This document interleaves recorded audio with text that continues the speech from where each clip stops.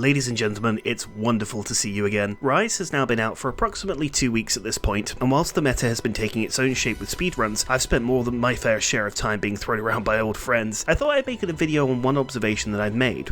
You see, it's no secret that I am a huge fan of the long-dead MMO Monster Hunter Frontier. The combat, the skills, unique mechanics, whatever. It was all so fresh and brilliant to me, and I'll defend it for its innovation for years to come. So why are we here? Why are we resurrecting this corpse? Simple. Our new charm farm simulator, Monster Hunter Rise, takes an awful lot from Frontier that I think's worth talking about today. My name is Syrasymmetry, and here's how Rise was inspired by Frontier. Let's start with the first thing I noticed from the demo, and that's our new bug buddies. The elemental beetles hark back to a mechanic translated as arcane from the Transcendent system. The way that it worked in Frontier was, much like 4 Ultimate's Ystones, you would activate an item and attack to the bitter end. Once you achieved the damage or hit counter of that item, you would get a new option open up on your scroll bar. This was a carving knife move that would activate certain effects depending on the prominent element that featured in the fight. So let's compare the two between Frontier and Rise. The fire arcane in Frontier would stagger the monster periodically, essentially rendering it a punching bag for a period of time, and enacting decent damage during this time.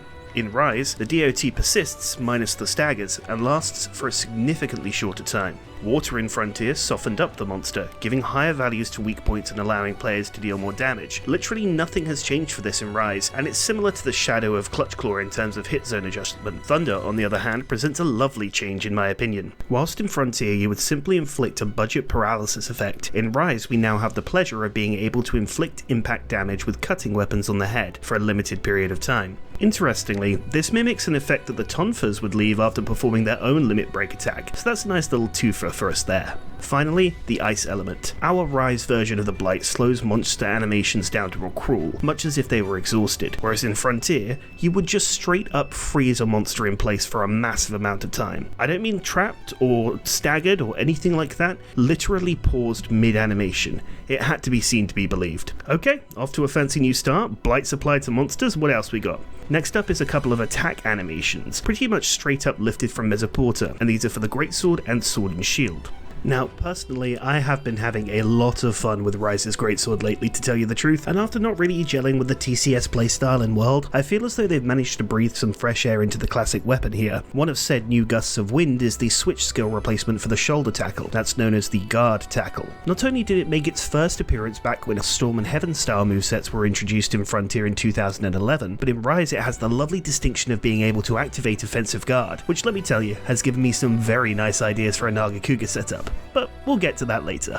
Secondly, Sword and Shield got a nice new sliding attack, which was part of the base Frontier kit for several years, available even in the vanilla styles. It's nice to see that they also retained the iframes of the original move in Rise. Speaking of movesets, Rise has taken a lot of players for a ride recently when facing such menaces like Magna Malo or Apex Arzuros. It was a generally assumed rule that getting hit with an attack would result in a period of invincibility as you get knocked away, right? Not anymore. What I call juggle attacks mean that your iframes from getting hit by certain moves are completely erased, leaving you wide open for a follow-up. You can see this in action all over the Zenith endgame of Frontier's final form, where getting hit by an attack meant that 3 or 4 further hits were soon to follow, rendering such skills as Guts completely useless, if they weren't already.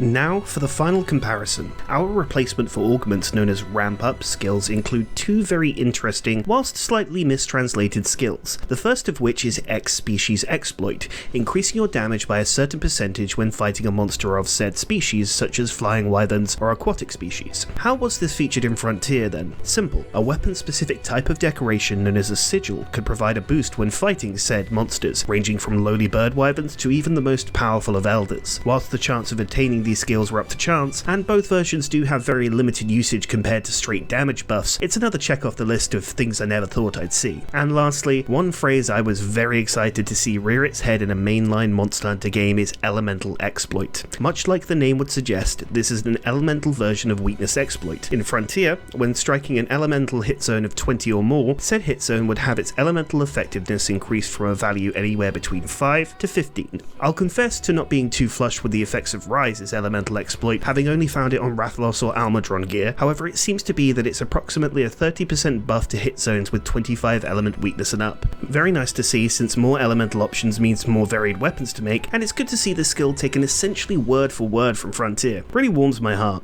And that's the rundown. It's so wonderful to see the unique and creative ideas that Frontier presented to the franchise continue on, even years after it's shut down. I hope you found this interesting, and if there's anything else that you'd like to see from Frontier, or any questions you have, let me know down in those comments.